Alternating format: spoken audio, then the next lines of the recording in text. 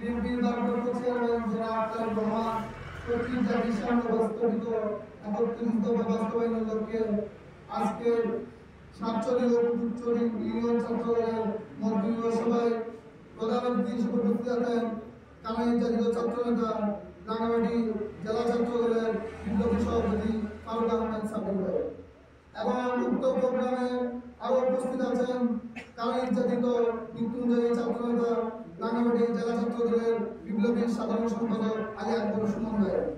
উক্ত প্রোগ্রামে আরো উপস্থিত আছেন রাঙ্গামাটি সদর থানা ছাত্রদলের বিপ্লবী আহ্বায়ক বাশার আলম ভাই।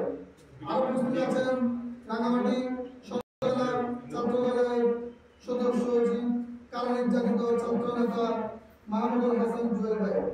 আজকের অনুষ্ঠানে সভাপতিত্ব করছেন রাঙ্গামাটি জেলা ছাত্রদলের পতাকা বিষয়ক সম্পাদক মোহাম্মদ সাইদুল ইসলাম সোহেল ভাই। উক্ত প্রোগ্রামে সঞ্চালনা করছেন মোহাম্মদ রফিকুল ইসলাম সাধারণ সম্পাদক সাতচল্লিশ ইউনিয়ন ছাত্রদল এবং এলফুল চাকমা সহ সাধারণ সম্পাদক কুতুবচুরি ইউনিয়ন ছাত্রদল। আমি বক্তব্যের কারণে স্মরণ করছি সেই ছোট্ট শিশুকে গুলি করে হত্যা করা হয়েছিল।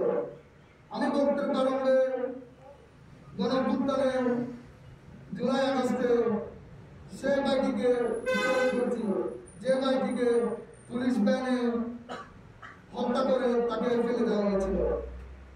আমাদের সকলের বক্তব্যের কারণে স্মরণ করছি সেই ছোট্ট শিশুকে মত বিনিময় সভায় উপস্থিত এবং আজকের এই সভার সভাপতিত্ব করছেন থেকে এক দফা আন্দোলনের রূপ দিয়েছিল।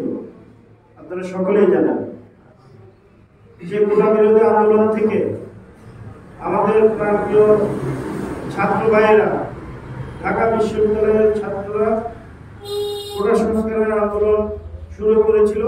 সেই কোটা সংস্কারের আন্দোলন থেকে এই ফ্যাসিস্ট শাসকের পতনের দাবিতে এই বাংলাদেশের সাধারণ জনগণ